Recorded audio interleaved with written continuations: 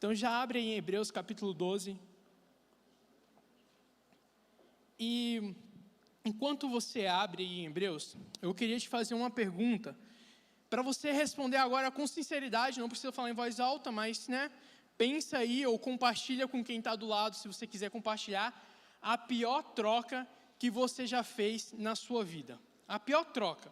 Eu posso citar uma que não foi uma troca minha, ou melhor, vou citar uma troca minha.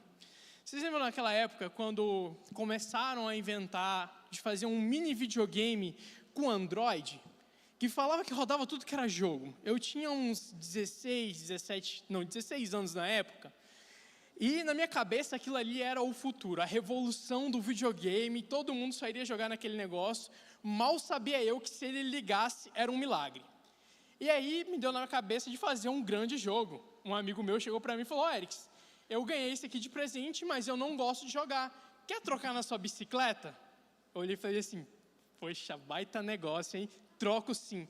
O negócio nem ligou na minha mão, já tinha feito a troca, ele não quis destrocar, recebeu uma bronca do meu pai. E eu tenho certeza que se você puxar na memória, talvez você já fez uma troca bem ruim na sua vida. E pensando um pouco sobre essa questão de trocar as coisas, fazer um mau negócio, eu me lembrei de algo, eu não sei se aqui em Curitiba, vocês falam muito sobre isso na escola, mas lá na Bahia a gente falava muito sobre isso. Eu vim de Porto Seguro, que é a cidade do descobrimento do Brasil.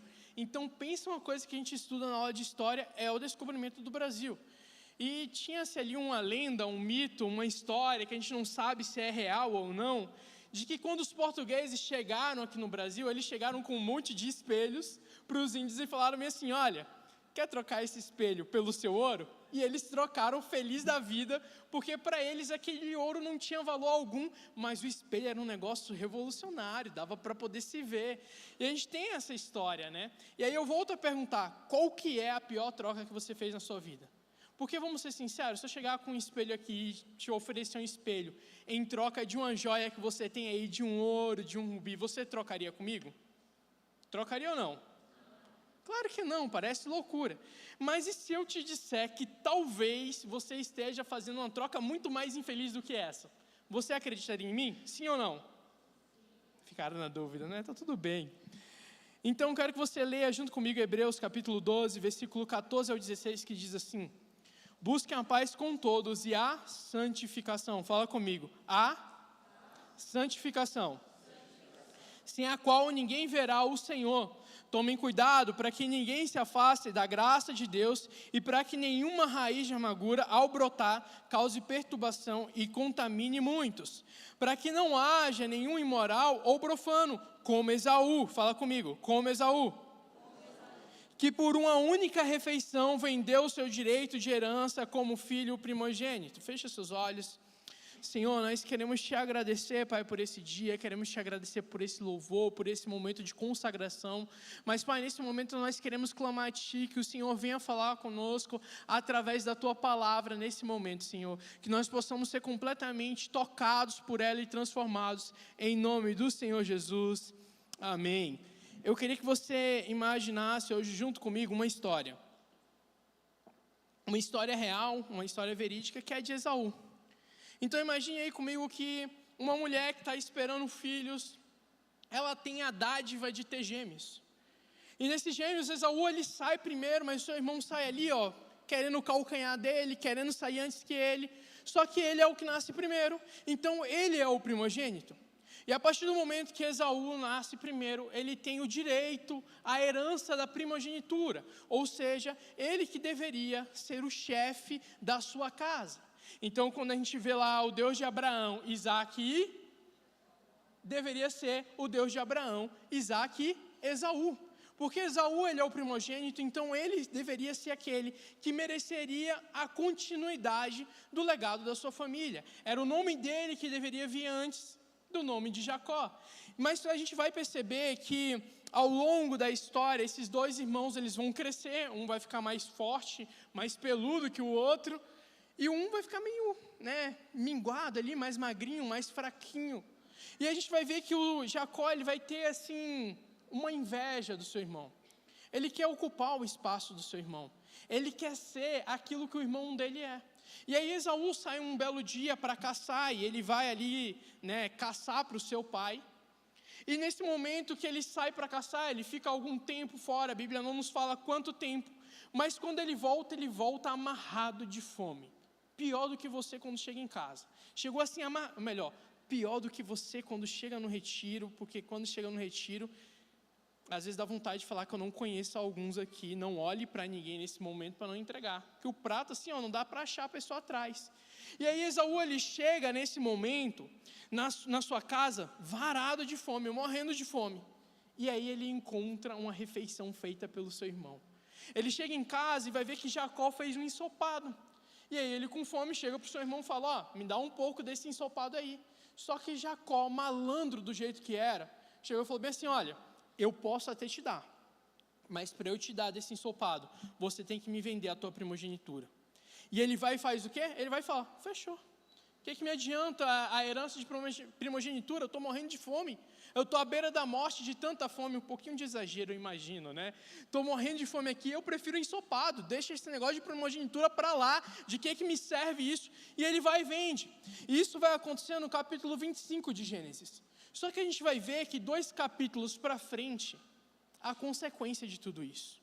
E aí no capítulo 27, a gente vai ver que mais uma vez Esaú sai para caçar.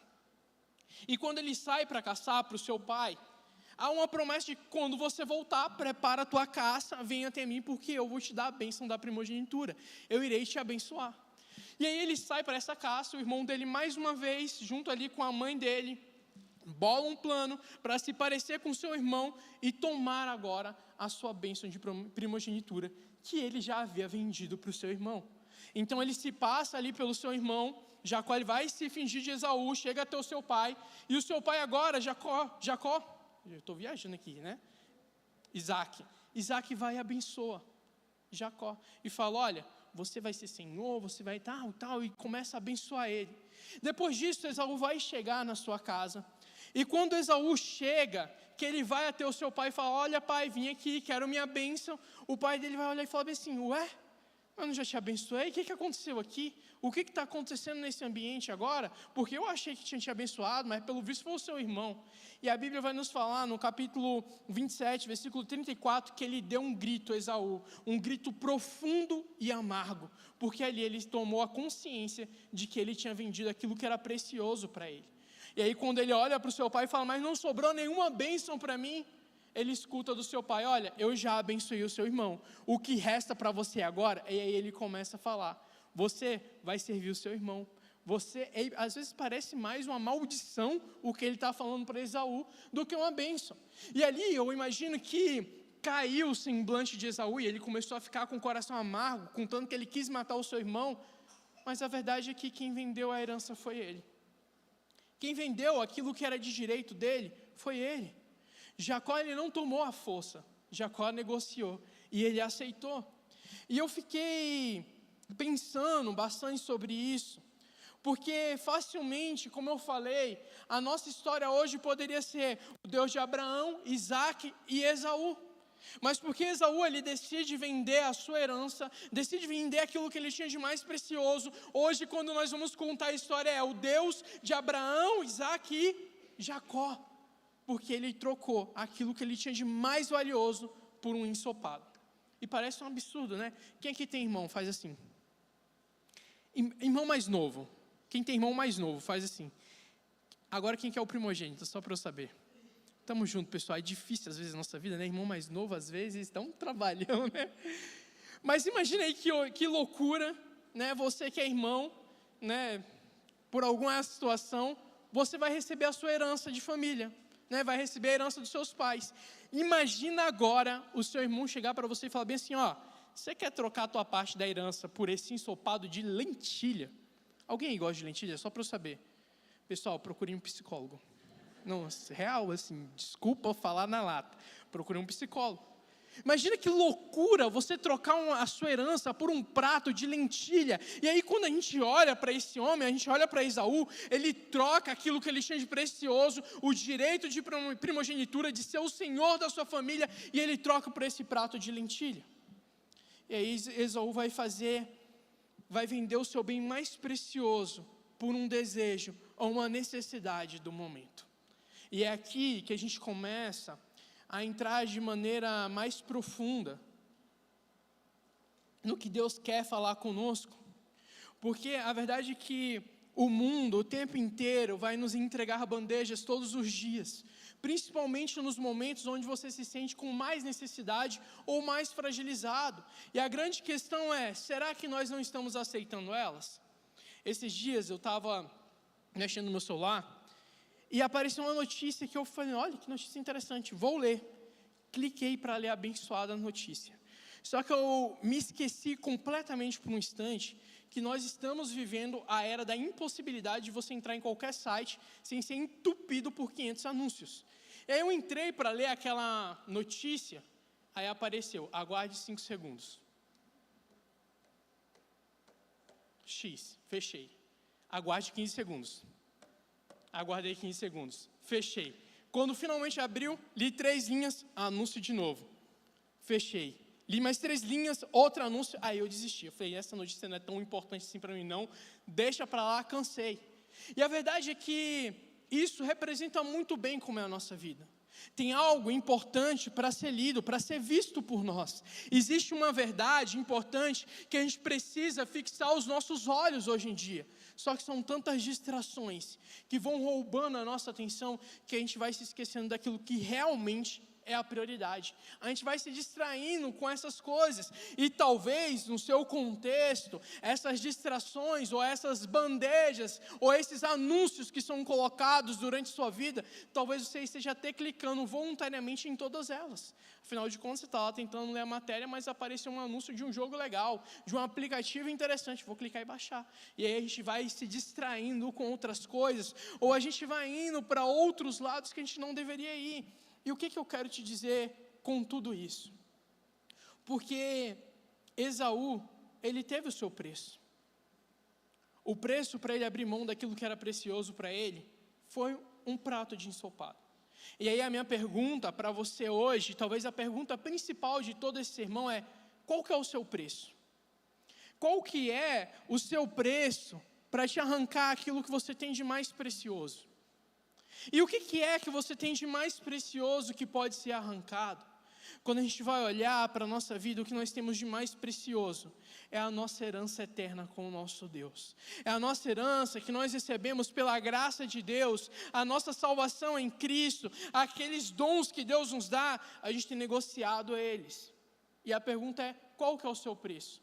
Qual que é o anúncio fixado na página da sua vida que tem te seduzido a clicar e vender aquilo que você tem de mais precioso?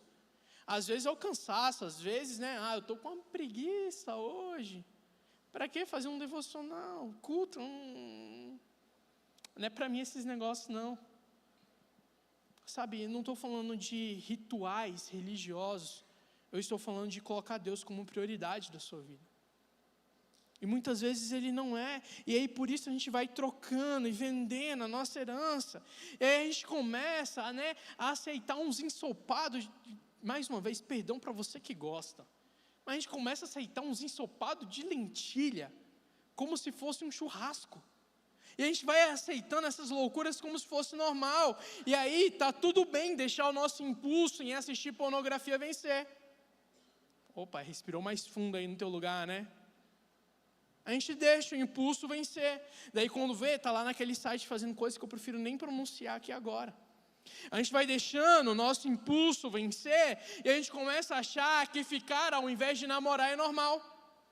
Fazer um test drive. Só que a gente esquece que a outra pessoa não é um carro. Calma, respira. Ainda tem mais. A minha lista não acaba aí não. Quando a gente tem relações sexuais antes do casamento e vai achando que isso é normal, que está tudo bem. Está tudo bem, a gente já está até noivo já. O que tem? Não está tudo bem. Está tudo errado. Você está vendendo a sua herança por um momento passageiro que daqui a pouco acaba e o que sobra? Um corpo marcado, uma alma manchada, um templo que deveria ser branco, alvo como a neve, lavado pelo sangue de Jesus Cristo, agora manchado. Eu sei que talvez você vai me olhar um pouquinho torto, mas eu preciso falar um pouquinho mais. Talvez você tenha achado que é normal mentir, enganar e trapacear para poder crescer na vida. Eu lembro quando eu fui convidado a trabalhar em um lugar, não vou citar o nome, e tinha um treinamento de venda.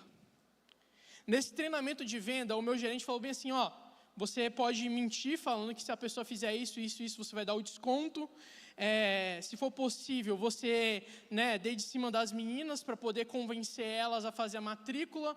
E começou a falar, sem resenha, pessoal, falando sério. Esse foi o treinamento. Deixa eu falar um negócio para você, deu 3 meses eu fui demitido. Sabe quantas vendas eu fiz? Em 3 meses, 1. Porque eu não aceitava fazer aquilo. A pessoa chegava, como é que faz para ter o desconto? Eu ficava, mentir ou dar o desconto direto?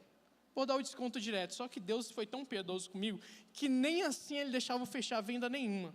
Porque eu tinha que sair daquele lugar. A gente às vezes negocia muito rápido a nossa fé. Uma cola na escola, na universidade. Um chat GPT para fazer todo o trabalho da faculdade, né? Tem TCC aí que o chat GPT tirou 10, né? Misericórdia, eu estou com medo de ir em alguns médicos daqui a um tempo, imagino. Vou estar lá na consulta, o paciente está com dor de cabeça, enjoo e febre. O que pode ser? Porque é ele que está fazendo a faculdade. A gente acha normal chegar no trabalho, mentir, enganar, trapacear, passar a perna, pisar, passar por cima dos outros, achando que está tudo bem, está tudo normal. Vamos vendendo um pouquinho do nosso caráter, porque assim a gente conquista algo. Vamos vendendo a nossa herança para ver se a gente consegue alguma coisa. Mal sabe a gente que a gente está vendendo aquilo de mais importante. Está em alta aí o assunto, redes sociais, e está lá você apoiando influenciador que não deveria apoiar.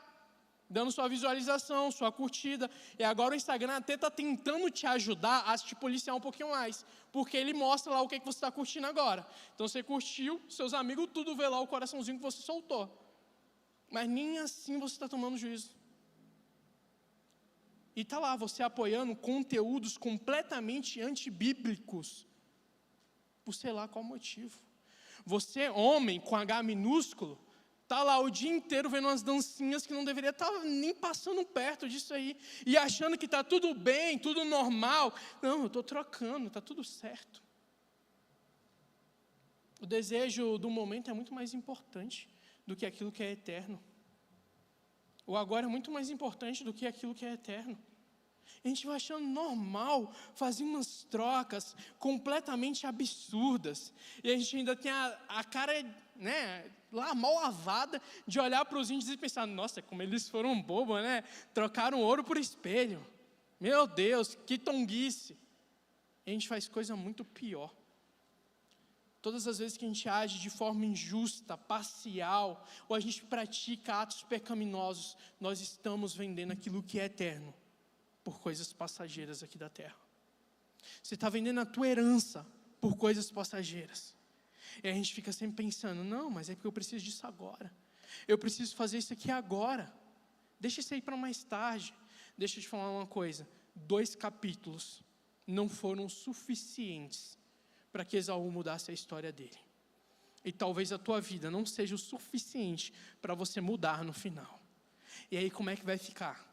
Talvez você vai perder aquilo de mais precioso. Nós estamos o tempo inteiro negociando aquilo que é eterno. E Deus hoje quer te abalar para que você pare de fazer isso. Sabe, tem gente hoje colocando versículo bíblico na bio. Eu vi até um vídeo no Instagram esses dias de uma igreja. E eu confesso que eu fiquei com um pouquinho de medo de mandar para o pessoal da mídia para fazer igual, então não é uma ideia. Mas eles estavam lá, o que está escrito em Salmos 119, versículo 4? Aí a pessoa, não sei. Aí o entrevistador, esse é o versículo que está na tua bio. Pois é, absurdo, Colocou lá na bio, mas não sabe nem o que está escrito. E tem gente colocando o versículo bíblico na bio do Instagram, mas a imoralidade sexual na bio do coração.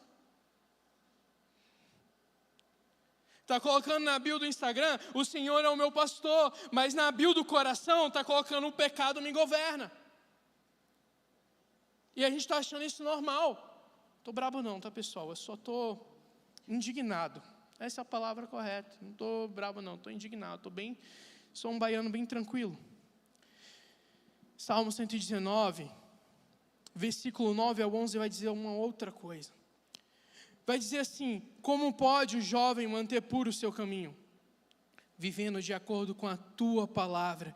Eu te busco de todo o coração. Não permitas que eu me desvie dos teus mandamentos. Agora olha isso: guardei no coração a tua palavra para o quê? Para não pecar contra ti. Deixa eu te falar uma coisa. Chega de ser um cristão de aparência. Se for possível, até exclua lá da tua bio do Instagram, cristão ou versículo. Porque talvez você esteja mais manchando o evangelho com isso do que realmente mostrando para o mundo a luz de Cristo. Mas grave hoje no teu coração. Faça como o Salmo 119, versículo 11 vai dizer: guardei no meu coração a tua palavra para eu não pecar contra ti. É a tua palavra gravada no meu coração. Sabe, o que você tem hoje cravado no teu coração? Deixa eu te fazer uma pergunta aqui bem séria. Imagine que o Senhor desça aqui agora, nesse exato momento. Na sua mão está uma pasta com várias cartas dentro. E cada uma dessas cartas é um de nós aqui. E dentro dessa carta está escrito os desejos do nosso coração, sem máscara nenhuma. Só aquilo que o nosso coração deseja e mais quer. A minha pergunta para você é: você ficaria com medo de eu ler essas cartas aqui na frente? Ou você teria seu coração em paz com isso? Não precisa responder não, pode responder só para você aí. Mas isso te causa medo e pavor? Ou isso te dá até um reconforto na alma? Você já parou para pensar sobre isso? Sabe, eu creio que Deus ele tem um novo tempo para nós como nação e para nós como juventude. Essa semana, eu comecei a escrever o meu TCC. Comecei ali a fazer o meu TCC. Eu falei, não dá para eu fazer outro tema, a não ser a importância do jovem ou adolescente para se viver um avivamento. Historicamente, a força propulsora de um avivamento, e não que isso venha de nós, mas é Deus agindo através de nós, começa várias e várias vezes por um jovem e um adolescente com o coração em chamas.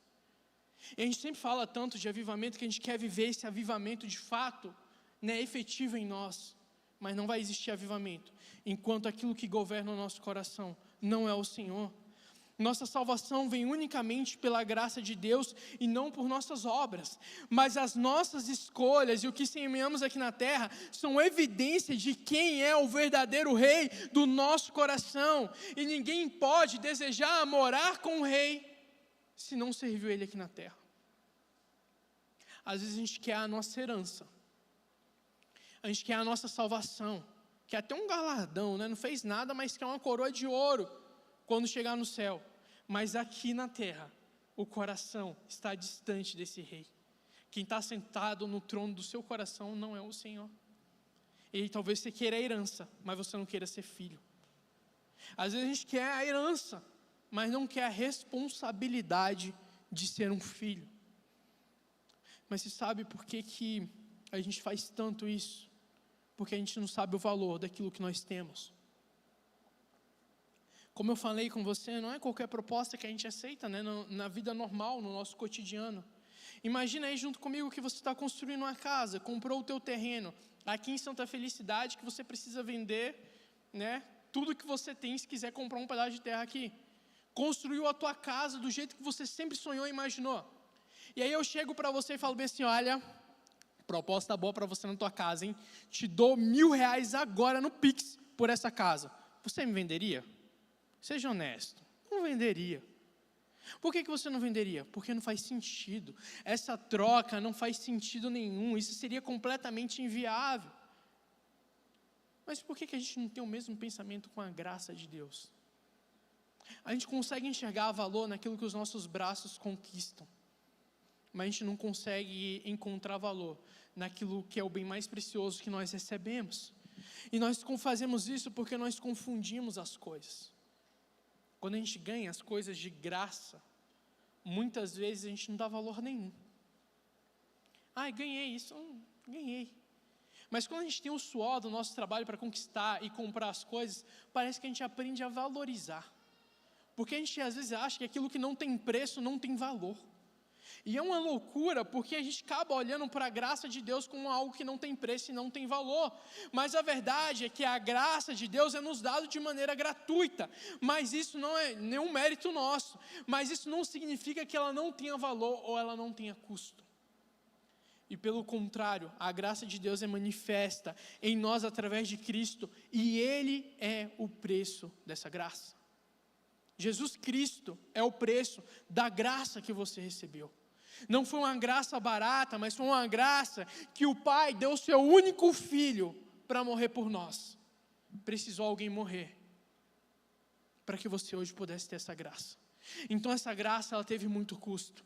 Custou alto aos olhos de Deus o seu único filho. Sabe? Talvez você esteja até se sentindo um pouco perdido até agora. Mas eu queria que você enxergasse isso da seguinte maneira. Imagina que você, nós temos uma dívida de sangue. Mas imagina que você chegou em um caixa eletrônico, nem existe mais isso, né? No aplicativo do teu banco, Saldo da Vida, o nome do banco. E você resolveu ver a fatura do teu cartão da vida. E quando você puxa a sua fatura, vai apontar o extrato que você está numa dívida de morte. E que você está devendo isso, porque esse é o salário do pecado, como diz em Romanos 6, 23. E para que essa dívida fosse paga, o inimaginável precisava acontecer. E o que é o inimaginável? Você precisaria viver uma vida sem pecado algum. Morrer a morte na cruz, derramar até a última gota de sangue. Você deveria suportar humilhações e deveria suportar o desprezo. Mas não apenas isso, porque talvez para você agora você possa pensar, não, isso para mim é fácil. E não conseguiu até hoje. Mas ao terceiro dia você ainda precisaria ressuscitar depois de tudo isso. Achou muito? Depois disso você ainda precisaria subir aos céus, glorificado e se sentar à destra do Pai. E aí quando a gente olha para essa dívida, que parece que é pior do que juros de cartão de crédito, a gente começa a perceber uma coisa: essa conta é impagável para a gente. A gente não tem a mínima condição de pagar essa conta. Mas ainda assim, Jesus pagou a conta. Ainda assim, Ele pagou essa conta. E por que eu estou te falando tudo isso? Para que você entenda de uma vez por todas, que a graça, por mais que ela é um dom gratuito, ela não foi de graça. Ela custou e custou muito alto.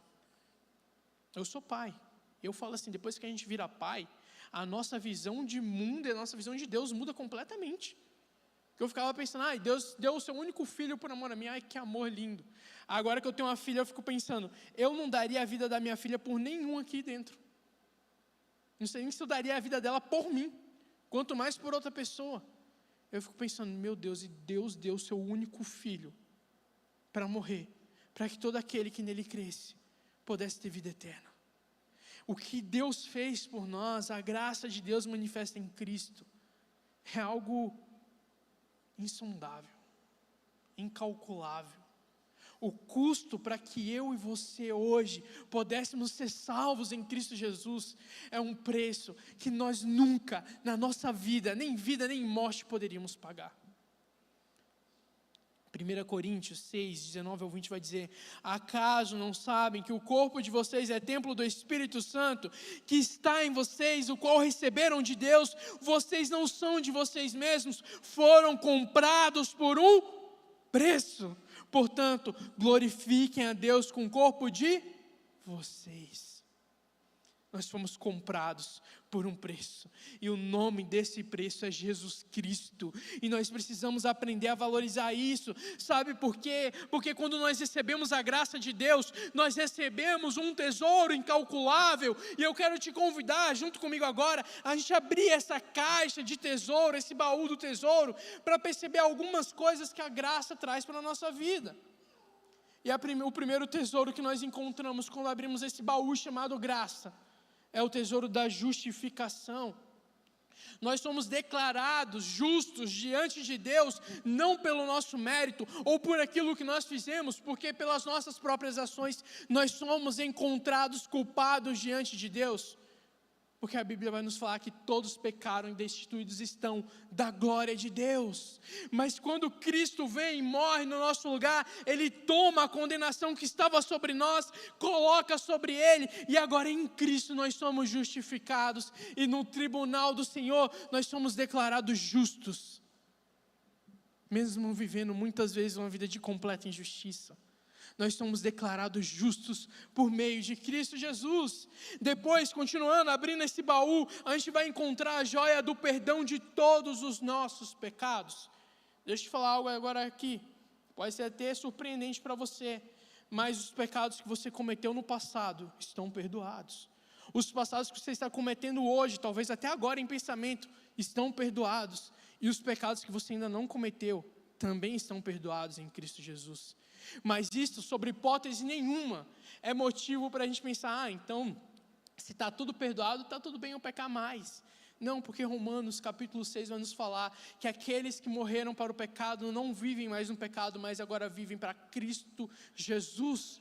Nós precisamos entender que morremos para o pecado, mas recebemos o perdão de todos os nossos pecados, e agora a gente não vive para o nosso pecado, mas a gente vive para a glória de Deus. É como o texto que nós lemos: glorifiquem a Deus com o corpo de vocês, e a gente não glorifica ao Senhor com o nosso pecado.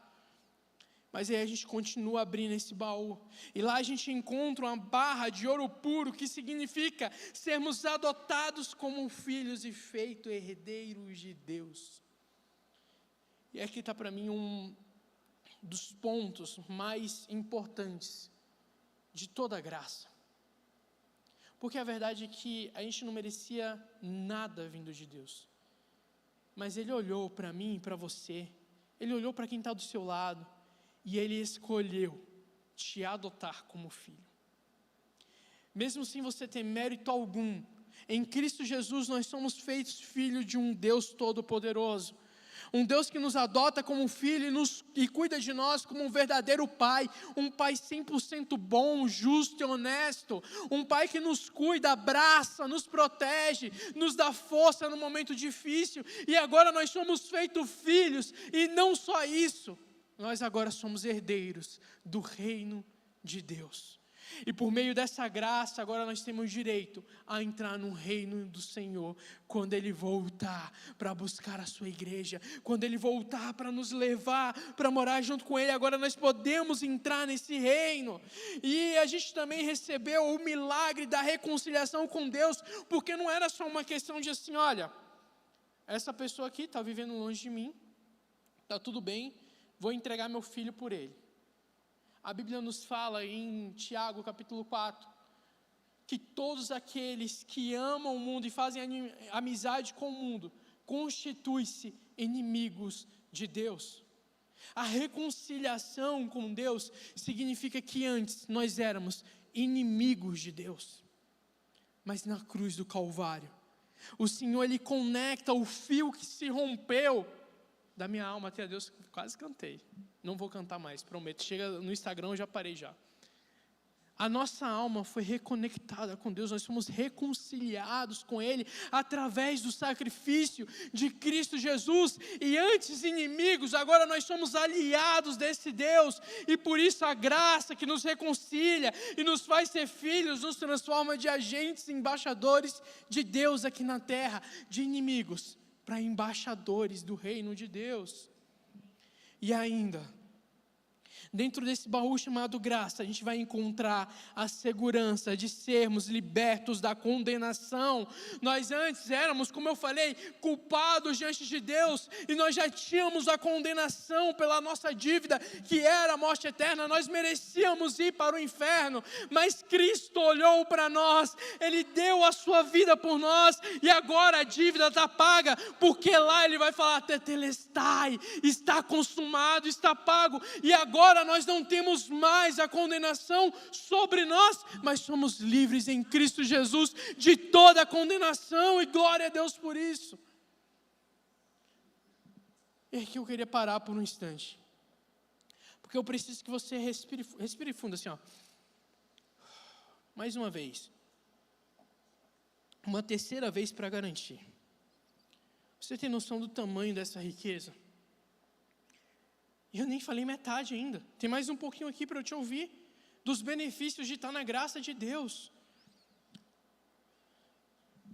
Nós somos justificados, perdoados, adotados, reconciliados e livres. Mas não para por aí. A gente recebe um outro presente que é a habitação do Espírito Santo. Em Atos, o Senhor vai falar, olha, e eu estarei com vocês até o fim dos séculos. E aí Jesus fala, olha, eu irei, mas enviarei o Consolador, que é o Espírito Santo. E aí a palavra nos fala que esse Consolador, que esse Espírito Santo, agora ele habita dentro de mim e de você. Então, quando nós estamos na graça de Deus, quando nós recebemos a salvação em Cristo, nós também recebemos o Espírito Santo agora, para ser o nosso consolador, aquele que guia a nossa vida, aquele que traz direcionamento, aquele que nos conduz, mas também aquele que sela a nossa salvação, aquele que sela que nós somos filhos de Deus. Nós recebemos o privilégio de ter acesso direto a Deus. Quando nós somos salvos, resgatados em Cristo Jesus, nós não precisamos mais terceirizar a nossa fé. Olha, vai lá Moisés, suba no monte, veja o que Deus quer para mim, e depois desça. Mas agora nós temos acesso direto ao Pai, nós podemos falar com o Pai, nós podemos ouvir Ele também, porque o véu se rasgou de alto a baixo. E agora você pode entrar no Santo dos Santos, você pode acessar a presença de Deus. O Senhor também nos dá dentro desse baú, de tesouros da graça, o processo de santificação, que não depende de mim ou de você. Grave bem isso que eu vou dizer agora para você, não existe autossantificação, porque se houvesse, Cristo não precisaria morrer numa cruz. Mas a gente precisa entender que o Cristo começou uma boa obra em nosso coração, uma obra de nos deixar mais parecido com Ele, uma obra de justificação, de santificação, de transformação em nós, e a palavra nos garante que aquele que começou a boa obra em nós é fiel para terminá-la. O processo de santificação não é uma dádiva nossa, mas é uma dádiva do sacrifício de Cristo naquela cruz, derramado sobre nós. É pelo sangue de Cristo que nós somos santificados e lavados dos nossos pecados. E é por isso que tem tanta gente sofrendo para perder um pecado de estimação, porque quer lutar com as próprias estratégias, mas o que nos lava de todo o pecado é o sangue de Cristo. Por isso não há outro caminho para a santificação, se não for aos pés da cruz, clamando pela misericórdia e a graça de Deus sobre nós. Nesse mesmo baú a gente vai encontrar a capacitação dos dons espirituais e dos frutos do Espírito. Quando nós estamos debaixo da graça de Deus, Ele nos enche com uma porção do seu poder e derrama dons espirituais sobre nós, mas Ele também derrama desse poder no nosso caráter e derrama frutos do Espírito dentro de nós. E aí sabe o que a gente ganha com os frutos do Espírito? Domínio próprio. E aí começa a ficar mais fácil vencer o pecado. Quando não é ele que te domina, mas é o Espírito que derrama esse domínio sobre você. E aí você pode dizer não. Em penúltimo lugar, a certeza da proteção, força e paz. A Bíblia por várias vezes vai falar que o Senhor é a nossa rocha, a nossa força no momento da angústia, ou a paz que excede todo entendimento vem do Senhor Jesus Cristo. Então, quando nós estamos debaixo da graça de Deus, nós podemos dormir tranquilo, mesmo em meio ao deserto, como a Jéssica falou, mesmo em meio à tempestade, porque nós sabemos que nós estamos debaixo dos braços do nosso Pai, daquele que cuida de nós. Então nós podemos ter paz, nós podemos ter esperança e confiar que mesmo no momento difícil, há alguém que é todo poderoso, cuidando de nós. E por fim, a graça, ela vai carregar consigo a promessa de vida eterna e salvação. Ela vai trazer isso. A convicção da nossa salvação. A certeza que nele nós somos salvos. E não há nada, nem potestades, nem demônio, nem alto, nem baixo, nem mar, nem profundidade, nada poderá nos separar do amor de Deus. Nós podemos ter essa certeza quando nós estamos debaixo da graça de Deus, de que nada poderá nos arrancar da mão do Senhor, e que a vida eterna já nos é garantida, que a salvação em Cristo Jesus já é garantida para nós, e haverá um dia que nós receberemos um novo corpo, um novo nome, que não está mais sujeito ao pecado, mas agora está glorificado em Cristo Jesus, e nós podemos ter a certeza que se nós morremos com Cristo Jesus, nele também nós ressuscitaremos para a glória do Senhor. Sabe, tudo isso que eu listei para você, não é nem metade dos benefícios de estar vivendo uma vida debaixo da graça do Senhor. Não é nem metade de uma vida que não negocia a sua herança, mas vive a herança que Deus deu aqui na terra. Não é nem metade. Porque se eu fosse listar todos, um sermão não seria suficiente. A gente teria que fazer uma série de ministrações de meses para poder citar todos. Mas o que eu quero te trazer com tudo isso é que a graça, ela não foi de graça. E talvez você pergunte, né? Mas qual foi o valor dela? Com toda certeza, um valor infindável, ou seja, um valor sem fim. E o preço, para Deus, o seu único filho na cruz. Para nós, completamente incalculável. Para Deus, um preço que Ele poderia pagar, mesmo que fosse muito custoso. Para nós, uma dívida completamente impagável. Mas se tudo isso não tem preço, a minha pergunta é: por que nós insistimos em vender a nossa herança com Deus por migalhas? Por que a gente continua aceitando vender aquilo que nós temos de mais precioso por momentos de prazer, que logo acaba, e depois o que ainda te assola é um monte de culpa? Por que a gente ainda aceita isso?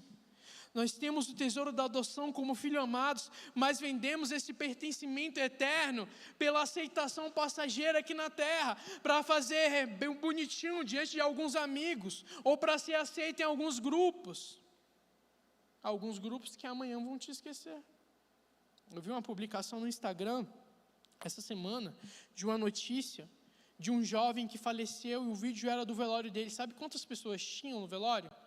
O pai, a mãe e a avó. E a pessoa que gravou indignado: nossa, mas essa pessoa sempre estava cercada de tantos amigos, por que ninguém veio no velório dele? Porque já esqueceu. E às vezes a gente troca a nossa filiação com Deus, a nossa herança eterna, por pessoas passageiras na nossa vida só para ter aceitação. Nós recebemos acesso direto a Deus através da graça, o Criador do universo, mas trocamos esse privilégio incrível por alguns minutos de prazer vazio na pornografia, por exemplo. Deus nos deu a dignidade de sermos herdeiros do reino, mas negociamos essa coroa por um ficar e tratar alguém como um objeto descartável. Sabe, a graça é o bem mais precioso que podemos receber, um dom gratuito de Deus para nós. E só aceitamos negociá-la porque ainda não entendemos o quanto ela vale. Porque no dia que você entender o quanto custou e o quanto vale o sacrifício de Cristo na sua vida, você não iria viver a vida que talvez você leva hoje. Você iria mudar a tua perspectiva. E isso nos leva ao começo de todo esse sermão, ao versículo que nós lemos. A graça, ela nos aproxima de Deus, e o pecado, ela vai nos afastar. E o autor aos Hebreus, ele deixa muito claro: sem santificação ninguém verá o Pai. Santificação tal que só vem da graça de Deus sobre a nossa vida. A santificação, ela é a marca na vida de um cristão que o identifica como alguém que foi alcançado por Deus. Se a gente não vive uma vida de santificação, nós não estamos carregando a marca de que nós fomos alcançados por Ele. Eu já citei esse exemplo, mas lá no Egito, quando o povo ia sair, na última praga, o povo hebreu precisou pintar os umbrais da porta com sangue ali, com o vermelho, o carmesim, para quando o anjo passasse, olhasse: não, ali tem uma marca, a marca de um cordeiro. Ali tem a marca. Será que se o anjo do Senhor passar aqui hoje e olhar para o teu coração, ele vai encontrar a marca daquele que foi lavado e santificado pelo sangue de Cristo, vai enxergar a marca da graça no teu coração, nos umbrais do teu coração vai estar isso. Sabe, eu não quero te ver perdendo a sua herança. Eu não quero te ver negociando aquilo que é de mais precioso. A graça é um tesouro de valor incalculável, de um valor insondável. É algo muito precioso para você trocar por migalhas. Mas como sair de uma vida completamente manchada pelo pecado para uma vida de santificação? Fala assim comigo. Só há. Mais força, pessoal. Só há um caminho para a santificação. O nome dele é? Agora eu quero que você fale gritando. Jesus. Jesus é o caminho para a santificação. Fora dele não existe santificação. Cristo nos diz que ele é o caminho, a verdade e a vida, e que ninguém vai ao Pai se não for por... E sem a santificação ninguém vai ver o quê? Fala comigo. O Senhor. Quem que é o Senhor? O Pai. Fala assim, o Pai. Se sem santificação ninguém virá ao Pai, e Jesus é o único caminho, verdade e vida, e se não for por Ele, ninguém vai chegar ao Pai, isso significa que o caminho da santificação é Jesus Cristo. O caminho da nossa santificação passa pelo sangue do nosso Senhor e Salvador Jesus Cristo.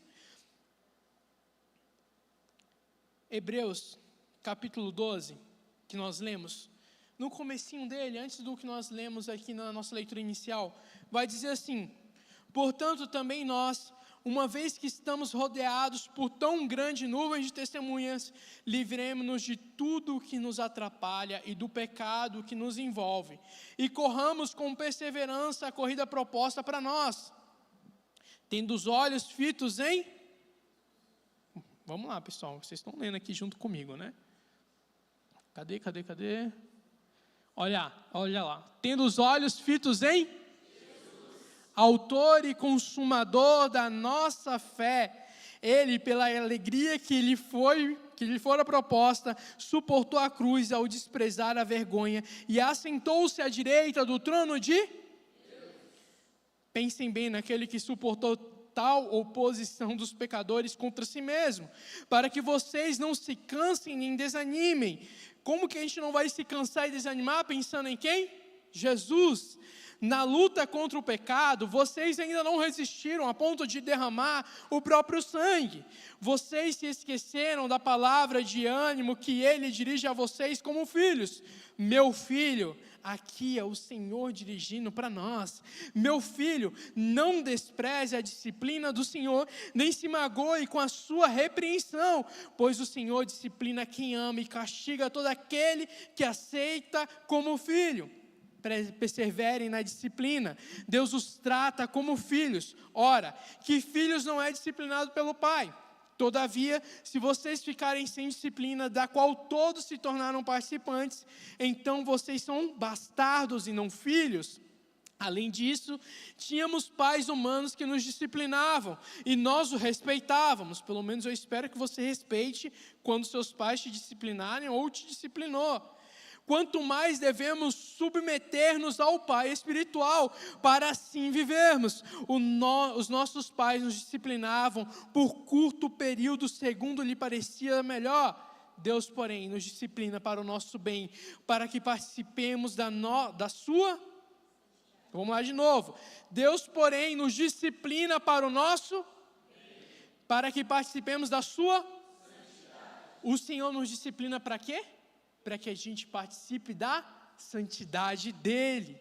Nenhuma disciplina parece motivo de alegria no momento em que é recebida, mas sim motivo de tristeza. Mais tarde, no entanto, produz fruto de justiça e paz para aqueles que por ela foram exercitados.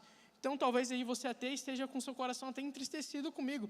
Não fique assim, é o Senhor talvez hoje te corrigindo. Eu não tomei as decisões da sua vida. E se você acha que esse sermão está sendo uma disciplina para você, talvez é porque a tua vida não está segundo o coração de Deus. Mas eu queria que você olhasse para isso que eu estou te falando com muito carinho agora.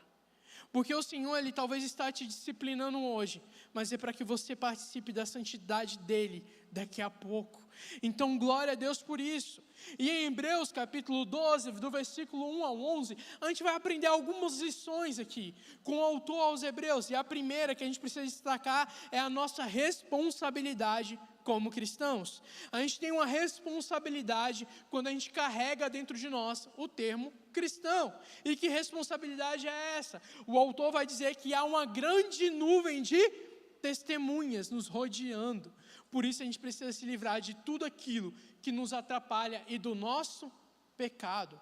Deixa eu falar uma coisa, a partir do momento que você fala, eu sou cristão, saiba que tudo aquilo que você vai fazer a partir de agora, não diz mais respeito a você, mas ao reino de Deus.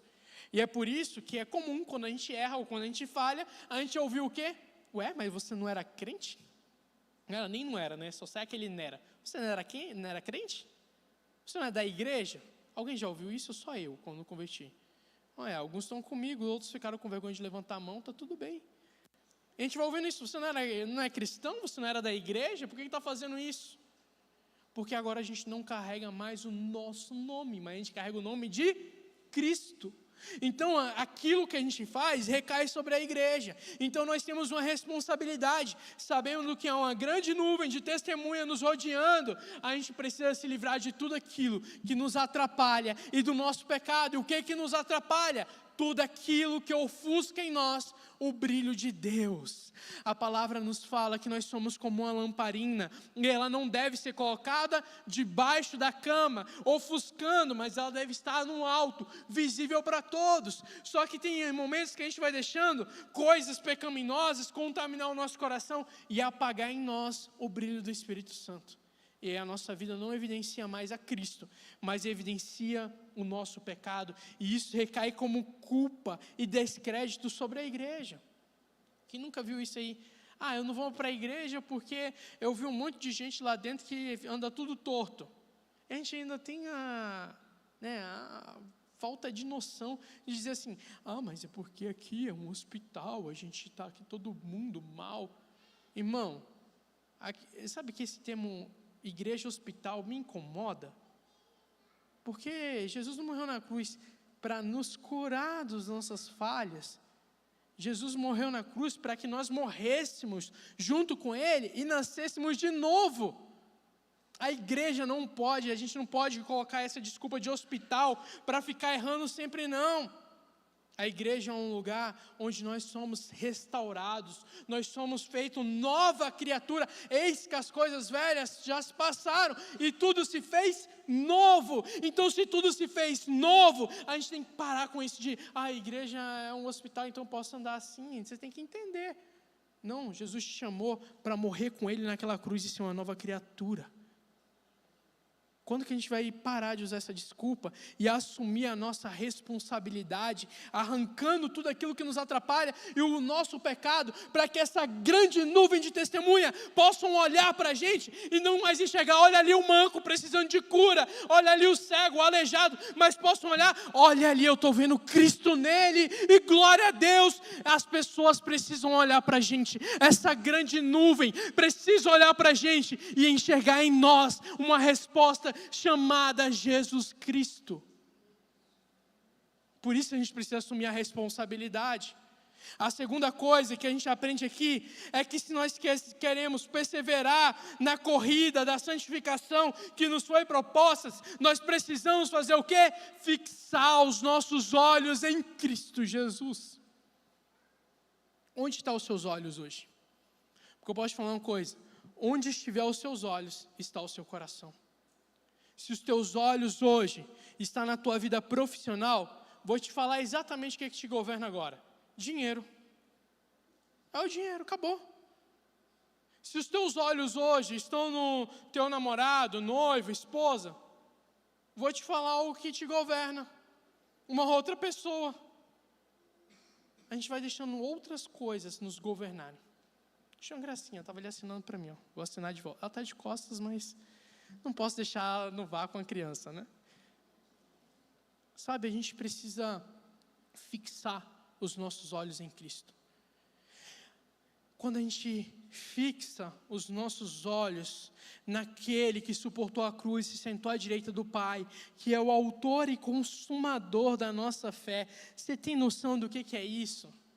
É aquele que escreveu a nossa fé, mas também aquele que fez a fé ser consumada dentro de nós, ou seja, não é só alguém que falou ou escreveu, mas é alguém que fez isso se tornar real dentro de nós. Jesus Cristo é o autor, a base da nossa fé, mas Ele é quem consuma essa fé dentro de nós, e é por isso que aqueles que estão com os olhos fixos nesse Jesus Cristo, conseguem caminhar num caminho de santificação, mas a partir do momento que os nossos olhos saem da cruz, saem de Jesus Cristo, os nossos pés já estão fadados a tropeçar e cair. Mas como fixar os olhos em Jesus Cristo? Entrando no seu quarto, no secreto, fechando a porta e orando a Ele, buscando em sua palavra, em oração. Mas não precisa responder, eu não estou aqui para te constranger. Eu estou aqui para que o teu coração te constrange e você olhe para Jesus hoje. Mas há quanto tempo você não abre a porta do seu quarto e em secreto busca o Senhor? Não precisa responder não. Se houve acusação agora no seu coração, é do teu próprio coração. Mostrando, olha, eu estou com sede. E você não tem me dado da água para eu tomar. A terceira coisa que a gente aprende: o Senhor, que agora é o nosso Pai, vai nos disciplinar. E o Senhor, Ele não nos disciplina por maldade ou crueldade. Talvez você teve um pai ou uma mãe aí que te disciplinou com crueldade, com maldade. Talvez você tenha tido. Mas a disciplina do Senhor não é por maldade ou crueldade. Ele não vai te disciplinar de maneira irresponsável, sem motivo. Mas Ele nos corrige para o nosso bem, a fim de que participemos da sua santidade. Ou seja, o Senhor nos disciplina para que nós possamos ser santos como Ele é santo. A disciplina do Senhor é para te tornar alguém melhor, alguém mais parecido com Jesus. É isso que o Senhor quer para você. Ele quer corrigir coisas em você hoje que mancham a imagem de Cristo, para que você possa ser um verdadeiro cristão aqui na terra. Sabe, a princípio, a banda pode subir. A disciplina pode parecer algo completamente ruim e doloroso. Eu já contei essa história aqui uma vez, né? Mas eu vou contar ela de novo. Tem bastante rosto aqui que eu nem conheço ainda. Você que é novo, não vai embora sem conversar comigo, quero te conhecer. Mas teve uma época da minha adolescência que meu pai trabalhava com adesivos, plotagem, placa, essas coisas. E eu era o menor aprendiz não remunerado dele, né? Como um bom filho, trabalhava ali sem remuneração. E eu cortava adesivo junto com ele. Quando a gente cortava, chegava a folha de adesivo, a gente cortava, depois tirava para deixar só as letras. Então eu fazia o recorte, tirava aquele adesivo. Só que eu sou uma pessoa muito metódica, organizada, eu gosto de processos. Então eu deixava a lixeira do lado, tirava o adesivo, já jogava na lixeira. Meu pai é o completo oposto. É um caos. Então ele ia cortando ali, ele ia pegando aquele adesivo e jogando no chão. Só que é um adesivo para placa, ou seja, alta fixação. E quando ele jogava no chão, às vezes era um pedacinho pequenininho, grudava. E aquilo era horrível de tirar. E aí um dia ele estava recortando os adesivos. E aí ele virou para mim, quando terminou, e falou bem assim: Erics, cata tudo e joga no lixo. Ele sempre fazia isso. E eu sempre ficava muito irritado. Por quê? Porque ele poderia fazer igual eu, né? Deixar a lixeira do lado e ir jogando. E aí quando ele falou, ó, cata tudo e joga no lixo, eu virei para ele, eu não lembro exatamente o que eu falei, mas foi algo tipo assim: eu não, vai você. Por Deus, não deu tempo de terminar a palavra você. Eu vi uma régua de madeira voando assim no céu, bateu nas minhas costas, que eu estava até comentando com o pessoal da integração. Eu acho que está o meu nome escrito aqui ainda, e na ponta está escrito Faber, que era a marca da régua. Ficou marcado assim como uma tatuagem. Doeu bastante. E na hora eu fiquei com muita raiva. Aí fui para o meu quarto indignado, depois de recolher. Claro, senão eu ia tomar outra régua. E aí eu fui com muita raiva para o meu quarto. Só que depois daquele dia, eu nunca mais na minha vida respondi o meu pai. Nunca mais. Doeu muito na hora, mas naquele momento meu pai me ensinou algo. Honra. Eu não estou aqui para responder o meu pai. Não importa se ele está fazendo tudo de uma maneira mais complicada e bagunçada. Eu estou aqui para servir ele e honrar a vida dele. Esse é um dos principais mandamentos. Honre teu pai e a tua. Nunca mais respondi eles. Na hora foi doloroso, na hora eu fiquei com raiva, na hora eu pensei em 1000 maneiras de fugir de casa. A gente faz essa, né? Quando ninguém nunca depois de apanhar ou receber uma bronca pensou em fugir de casa. A Bela chegou a fugir, gente, ó. Explanei. Com 6 anos de idade.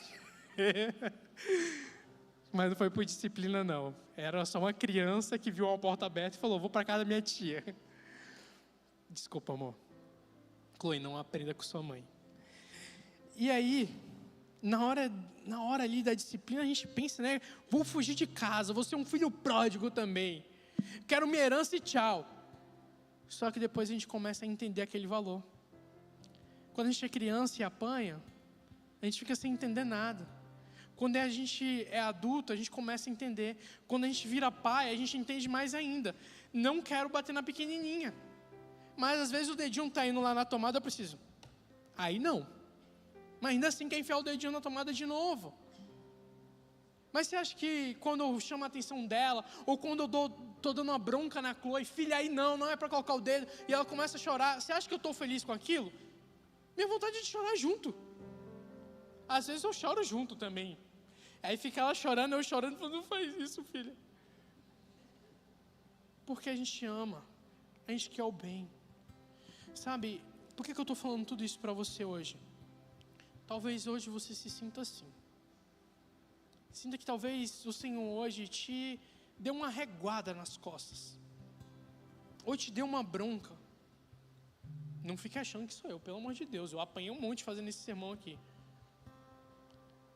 Mas o Senhor nos disciplina para o nosso bem. Ele nos disciplina para que a gente participe da sua santidade.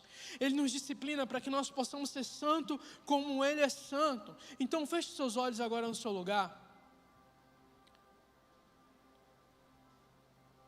E eu quero terminar aqui hoje te fazendo uma pergunta que pode definir tudo. E eu quero que você responda aí agora no seu coração. Você quer viver o eterno ou prefere se afogar na lama do pecado em troca de migalhas? O filho pródigo pegou a sua herança e se afogou na lama. Não no sentido literal de se afogar, mas estava ele lá na lama, junto com os porcos. Trocando a sua herança por migalhas que os porcos comiam. Você quer o eterno na sua vida, a graça de Deus, ou prefere se afogar nessa lama de pecado em troca dessas migalhas? Sabe, eu quero te convidar agora, a todos, a se ajoelhar agora no seu lugar. Se ajoelha aí.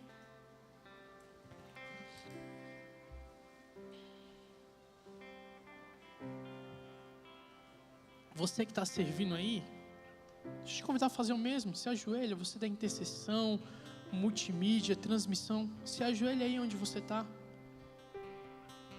Você que está na integração, se puder também, ajoelha-se aí também. Eu sei que vocês estão me ouvindo pela TV.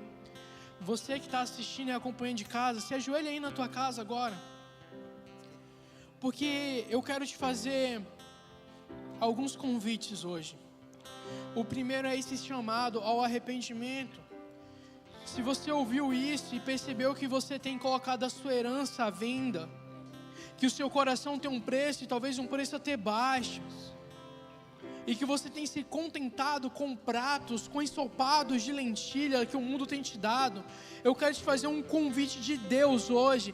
Clame agora por misericórdia, confesse a Ele as trocas ruins que você tem feito na sua vida e peça para que o passageiro não roube mais o lugar do eterno no seu coração. Mas o arrependimento, ele não é só o olhar para trás, olhar para os seus erros, olhar para aquilo que você fez, mas é decidir hoje olhar para Jesus, decidir que a partir de hoje você vai olhar para Cristo. Decida hoje tirar os seus olhos das distrações, das cobiças, dos desejos carnais, dos seus espelhos que você tem trocado, e fixe os seus olhos hoje em Jesus, olhando para Ele, o autor e consumador da nossa fé, que nós reconhecemos o valor do sacrifício e recebemos a força de Deus para poder vencer o pecado. E talvez você até pense, mas eu já falhei tanto, eu já vendi a minha herança tantas vezes, não há mais esperança para mim. Mas lembre-se que Romanos capítulo 5 vai falar que onde abundou o pecado, a graça de Deus superabundou. O profeta Isaías vai nos garantir que a mão do Senhor não está encolhida para que não possa nos salvar, nem seus ouvidos estão fechados para que não possa nos ouvir. Por isso, nesse momento, os ouvidos do Senhor está atento ao seu clamor hoje.